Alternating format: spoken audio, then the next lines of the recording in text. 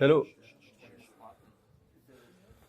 So I'm going to talk about new Faro tool that's named Debug Points. But before I talk to you about this talk, I'm going to talk to you about one other talk that we are going to do Thursday about object-centric debugging. We conducted an experiment, an empirical experiment, with some of you who participated, and thank you very much for those who already participated. And we are going to informally present the first results next Thursday. I don't remember the exact time. But we are still looking for participants. So if any of you would like to participate to an empirical debugging experiment that consists in taking your computer, loading some Faro baseline, and solving bugs. If you will be interested for that, it takes about 2 hours. Valentin here is conducting the experiment. He proposes to do that Wednesday afternoon. So that means you have to, if you're interested, you can talk to him and he will book you about 2 hours to do the experiment with it. And it will really help us to finish our experiment. And that's all. Thank you very much. So the debug points, first some vocabulary. In a standard IDE, the breakpoints, they are the tools that we use when we want to interrupt an execution. That's the same here. And the debug points, it's a framework to implement breakpoints into Faro, breakpoints and more. And in Faro, that makes the breakpoints become configurable. So we want to give you the possibility to put a breakpoint and easily configure it, easily make it do what you want. Composable, that means you currently in Faro, if you put a breakpoint, it's either a standard breakpoint or a conditional breakpoint. And if you already put a breakpoint and now you want to add a condition, you have to remove the old breakpoint, put the new breakpoint, and add new condition. So now you can compose all those breakpoint capabilities in a single step. And extensible, if you need it, to be honest, we need the extensibility for research and to try new breakpoints to give you final working tools. But maybe it can interest you if you sometimes need domain-specific breakpoints. So how do the breakpoints work? You have some code here, and you select, for example, here, I don't know if we can see clearly, but I selected the first line, and you do right-click, you have a menu that opens, you select break, and you click on the breakpoint that you are interested in, and the breakpoint is installed. So this is what happens currently in Faro. You have your breakpoint here, and if you execute the code, it will break. Now, what the debug points allows us to do is that on the menu, you now have an option here, so you can still remove the breakpoint, or you can select the breakpoint, and it opens a configuration window with all your breakpoints in the system, and you can see here the current breakpoint that you installed, and the code on which it is installed, and the configuration pane. So let's look at this in more detail. You have on the top the general information of your breakpoints, what kind of breakpoints, etc. You have, of course, the source code below, and you have the control over the breakpoints, so you can simply disable or enable dynamically the breakpoints without having to install and uninstall whatever. And you can configure your breakpoints with what you want. So this is the composition aspect. You have what we call the breakpoint behavior. So each checkbox is a behavior that you can enable or disable. And if you check 5 behavior, you have those 5 behavior that executes when your breakpoint hit. You have contextual access. So for example, here we put a logging breakpoint. That means that whatever is in here will be logged in the transcript when the breakpoint hits. And I refer to class var, which is a variable from the context. And this is this variable that is printed on the transcript in that example. So I will, the current option here, they are very trivial. You have is it enabled? You have the condition. You have a breakpoint that is only active if you are running tests. So if you are outside test that is running, it doesn't break. You have a chain. So I have an example later to be easier to explain. A counter. So you already have a counter in Faro. You have a on the right click, you have an option to select, to count the number of times you go through the expression. But once you put that counter, you cannot change it again. Here you can enable or activate or disable it at will.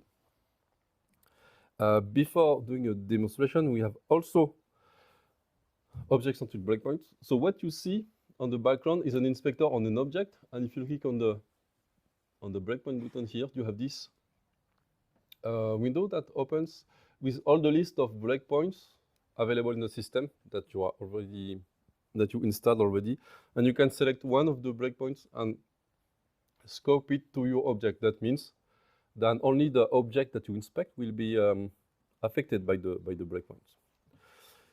So to be less abstract, I'm going to show you what happens. For that, I have a small example. I have a stupid code here, which sometimes stores a random value into that variable and then traces it on the transcript. So what I want to do in that trivial example is to look at this value inside the block. I want to know when this value changes, what is the value when it changes, and I also only want to break when the value was 7 and it is about to change. So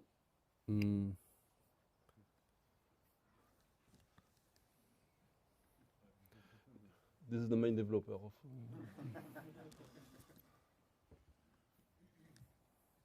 okay, but now I don't see the code on my machine.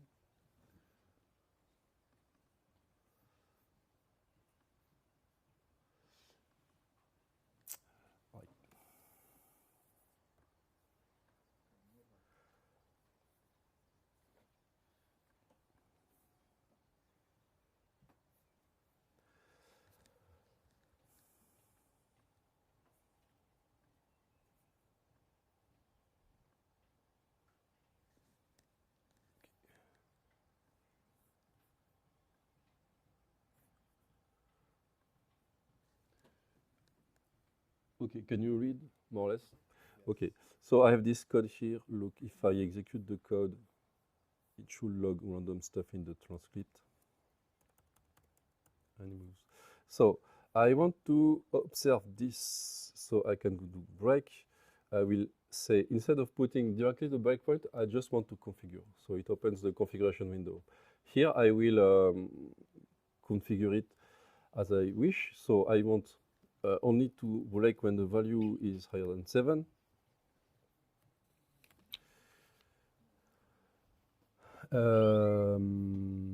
To log the value, which is already the case, but just an example. And that is all. And then I can execute.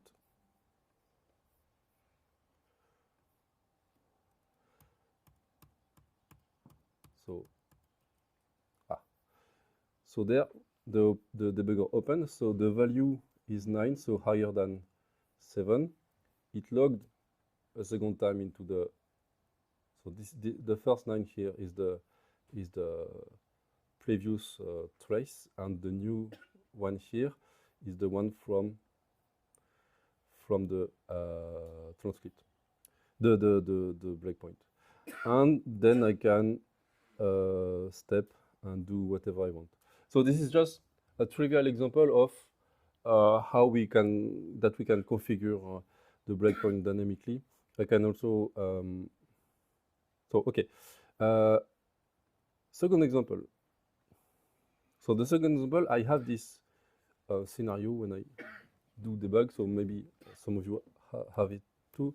Okay, so I have this kind of call graph, and you have a method here that calls the method, and everything ends up in the M4 method here. And imagine I have a problem when I want to know when I get to M4 from M3. That means I execute code and I take this path M3, M4. So usually the easy step to do that is to first put a breakpoint in M3, and then you step until you get to M4, or you put a second breakpoint in M4. So that means you break here, you go back to the code browser, you put a second breakpoint here, and you click proceed, and you hope that you get to M4. The problem is that there might be other paths that also go through M3, but that never end to M4. You only want to get this path. So what we are going to do is to chain breakpoints together. So we are going to say that we want to break here only after breaking here first. So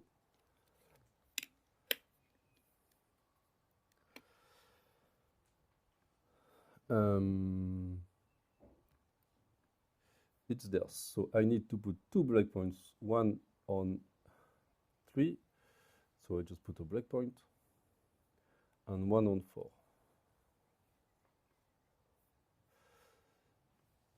So we have to create a chain of breakpoints. So for that, I will just select this one, breakpoint 3, and put it and drag and drop it on the breakpoint 4. And so I think I created a chain here, but I think it's on the wrong side, wrong order. Is Adrien here? No. I'm looking. C'est dans le bon ordre ou pas? Okay, so I'm going to do it again. So I'm drag and dropping path 4 into path 3, and it should be good. So now I'm going to execute that method. Okay, so it's a test method, but and execute this, and it breaks first in the first breakpoint, and if I proceed, it breaks into the second breakpoint. But if I execute other code, such as, okay, so I'm going to execute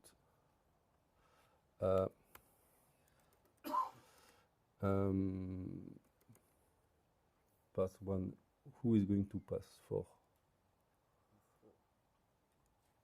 Pass 2, okay.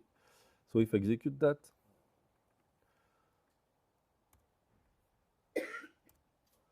so it does nothing. So it does nothing, even though I have a breakpoint here, because the chain says first pass 3, then pass 4.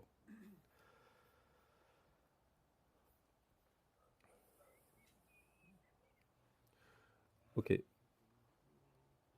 And the next aspect is how we build breakpoints with debug points. So why we need to build breakpoints, new breakpoints?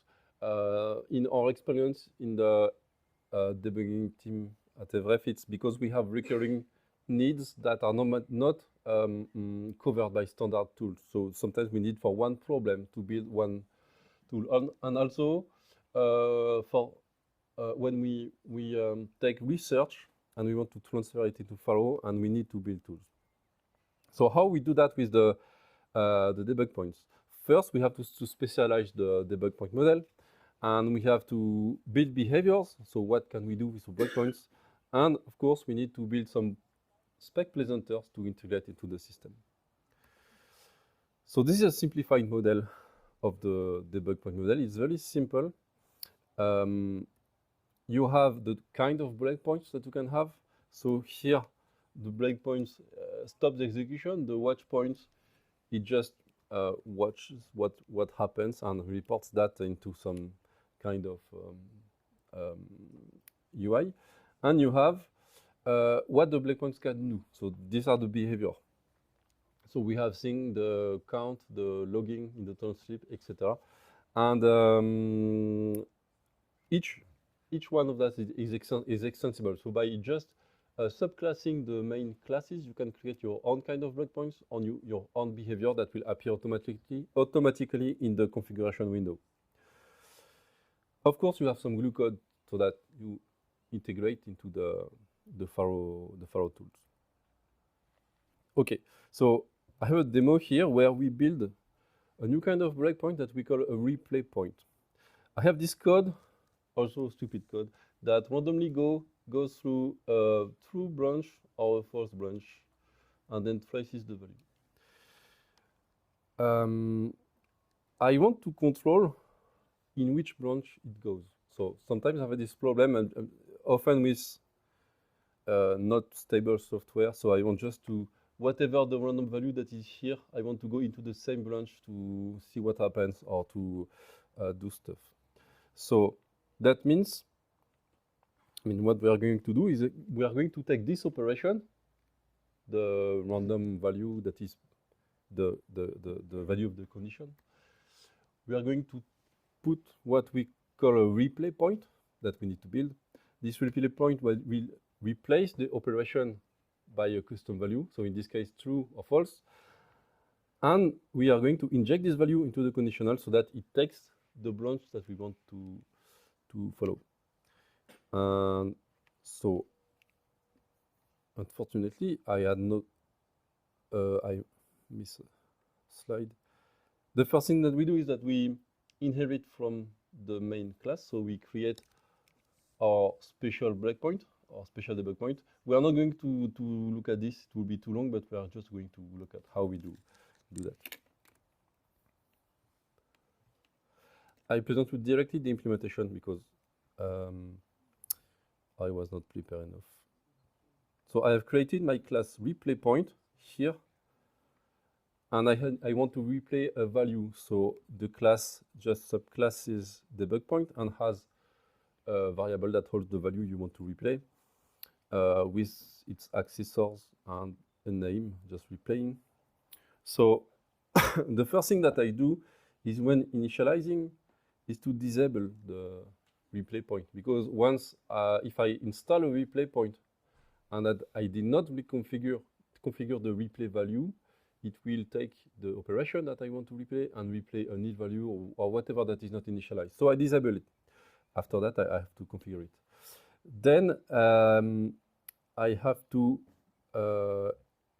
tell the debug point what I want to do with that operation. So the first thing is to tell the replay point that I want to execute my behavior instead of the operation. I want to replace the operation by the value that I inject.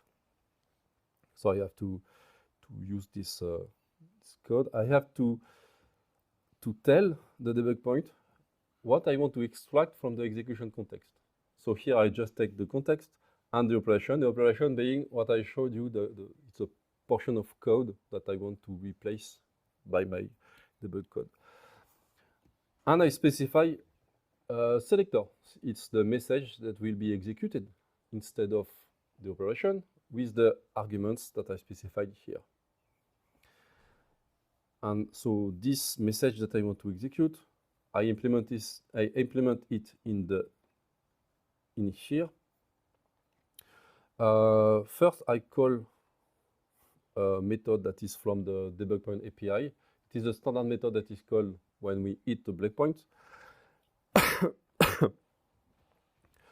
And for compatibility, this method will return true or false because my replay point that I just created will be compatible with all the behavior that we can configure. Especially if you put a condition, this method will execute the condition in the superclass.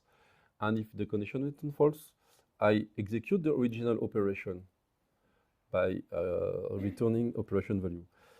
If it returns true, that means I can actually execute my replay point, and I call some glue code. So it just evaluates the replay value in context, so just using the compiler to execute the code. So that's pretty much all. We have to create a command for integration into Calypso. So we just a command that calls the installation of the replay point, and if we try to execute it, it should work, perhaps. So I have the method here, just so you see if I execute it, depending on it executes the true branch or the false branch, it generates positive or negative integers. So I said that I wanted to take that, to put a replay point, and I can configure it. It's here. So for example, I will force it to return true, and I will enable it. And normally the true value only returns positives. So now it's injecting true instead of the original operation. And if I deactivate it, now it should generate both because it takes both branches. So I will put false, and now it's only negatives. No, I didn't enable.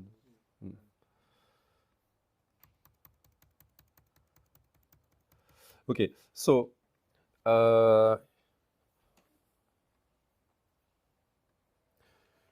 here I'm trying to present this without being prepared enough, but actually the most difficult thing into that is building the spec presenter, the thing that I didn't show, because really it's only a matter of understanding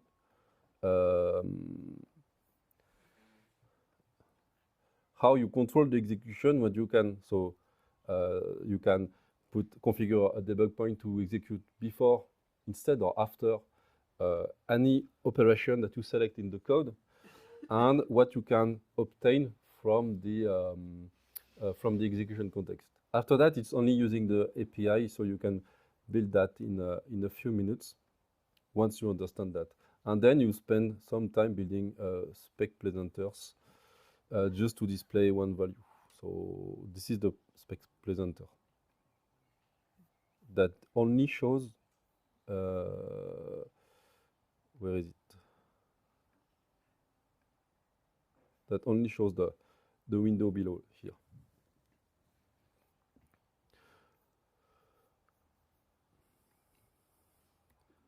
Okay, so now it should be into Faro 12.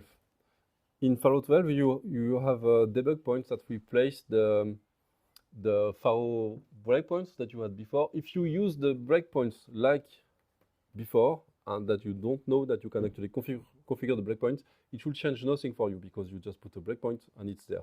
But now you can click on to configure, and you can access all those options, and it should work. In Faro 12, we are improving many things on the model, so it should also evolve. And it may be hard to, you see, when I wanted to change breakpoints before, even I made the mistake.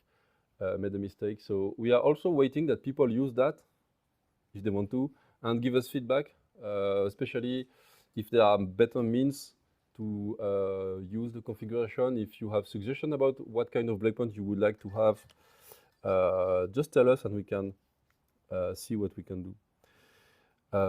Yeah, so, and soon in Faro 13, the old breakpoint model should disappear in favor of this one. This was work done by Max Zurbriggen, a student from Zurich, and Adrien Van Egg, who is here, and I participated a bit into the implementation, but most of the work is Adrien and Max. And we supervise this work on the research part, because at the beginning it was a research project with Marcus and Alberto. Thank you.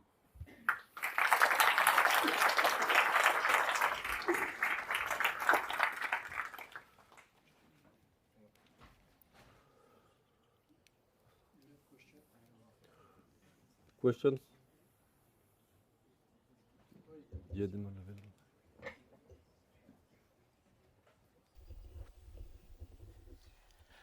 When you presented the example with the chained breakpoints, you had 2 breakpoints, 3 and 4. So 3 was entered and halted, and then 4 only because 3 was entered. Yes. Right. Interesting question would be to hold on 3 only if later 4 is entered. That is, of course, a kind of prediction of the future, but you want to have the same condition. So why is that? What happens in that early phase when I later get into numbers? That would be an advanced question. Of course, I can do something with the stack in Smalltalk and have a look and replay on the stack, but that has, of course, side effects. But you do not plan to do something like possibly to keep track of the conditions before, such that you can have a kind of the environment was saved for me so that I can then enter the same condition.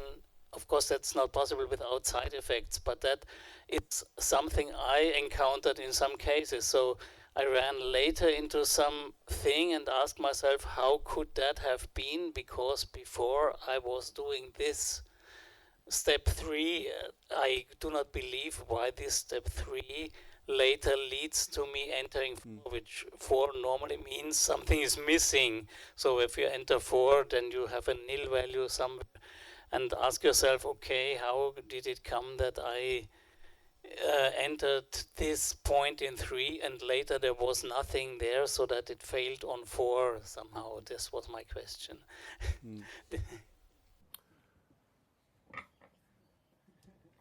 So I'm not sure that breakpoints alone are the right tool for this.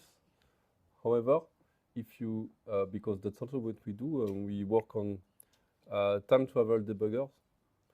So in that case, you can exploit the knowledge of the past that you have without any side effects, because you can also control non-determinism and use the breakpoints in addition to that.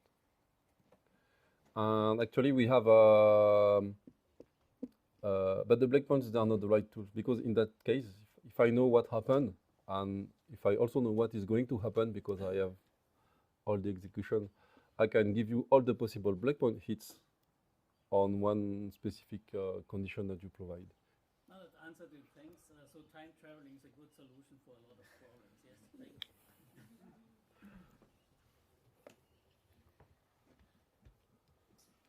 With the object-centric debugging, it seems to focus on a specific object. And I'm Yes. wondering if there's something in between, you know, when there's like multiple instances that you might want to break on, like not everyone, but Yes. multiple ones. Yes. Is there some, I mean, I guess maybe you can build it yourself somehow. I guess it's like sort of how to filter the instances down to put breakpoints on those particular ones because they're in some particular state so that you can break on them. Is that something you thought about, or sort of is it, or did you kind of, I guess? You mean having a selection of objects? Yeah, I guess it's some sort of filter, isn't it? It's like I want to break on ones that are even or something, or you know. It's not a filter right now, it's on the object itself. So if you have 10 objects and you know the 10 objects, or you know how to get them, you can just take this object and put the breakpoint on this object, and there will be only those objects will be affected. So if you want to get all the even, you have to insert a line of code that checks if the object is even, you add the breakpoint on the object. So in that example. Iterate through the objects and then use an API to put breakpoints on them. Is that kind of how you approach it? Or?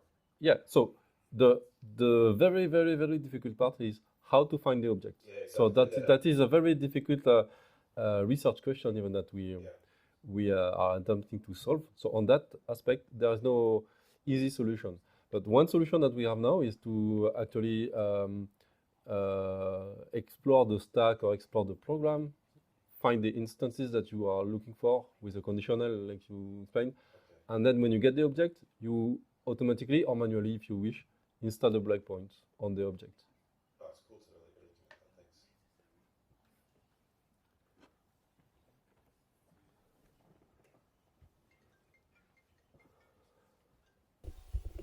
Thanks. So why is a replay breakpoint not called replace breakpoint? But actually, it does not replay anything. It replaces the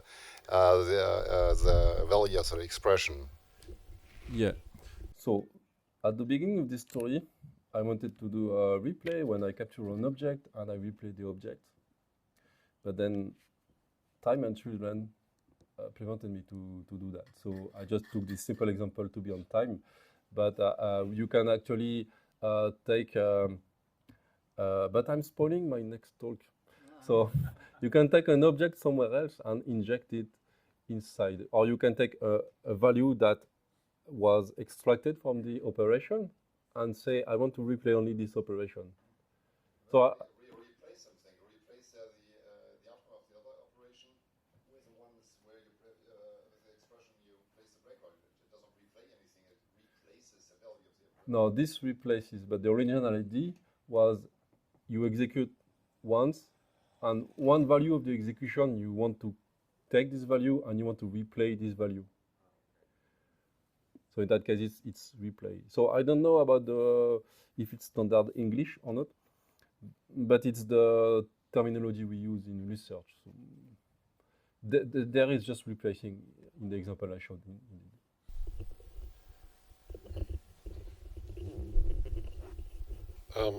Just to make sure it was only me that was confused by Tim's question in your answer. I think that when he mentioned I want to only break if an object is even, wouldn't that be something that I would implement on the checkbox of condition, and I would implement self is even, and if that evaluates to true, then my breakpoint would fire, right? Yes, what you say is correct, but I did not understood that question.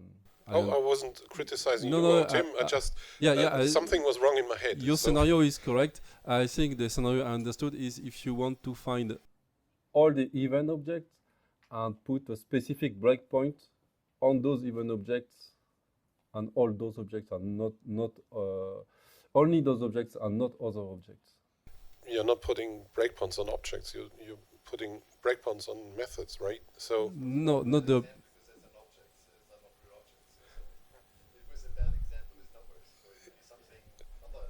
Yes, but I mean, the condition, you're not putting breakpoints on specific objects. You are implementing some hook up into a method which can then be evaluated to true or false, and that's the condition that would be met when you pass the breakpoint, right? So it's not like I'm putting a breakpoint on a specific object. I'm putting a breakpoint in a method, and if I want to test something during the execution of the method, I'm just testing a condition. So in this scenario that you say, yes, but you can also take a specific object and install a breakpoint that is only on that object. That was the question. I did not. I just showed a slide, but I did not demonstrate. In this slide, you see on the background, you have an inspector on one object, and you can open the list of available breakpoints and select some of these breakpoints to be available only for that object. Oh, I see. Okay. Which we call object-centric breakpoints. Okay, that helps me resort. Thank you. Which talk is Thursday morning.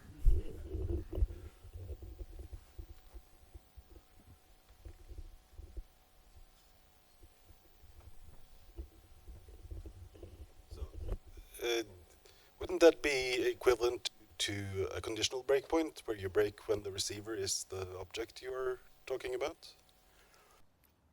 Yes. It's not equivalent. It could be implemented with object-centric debugging. Object-centric breakpoints can be implemented with conditional up to a point. After this point, I'm again spoiling the next talk, and also the conditional they don't scale because it become complicated to find the right condition. If there are multiple objects, you have multiple conditions, and imagine that you want to put a breakpoint that breaks every time one object receives any message. Any message. You don't know message, so where do you put your breakpoint? So you have to choose a different implementation than just a conditional.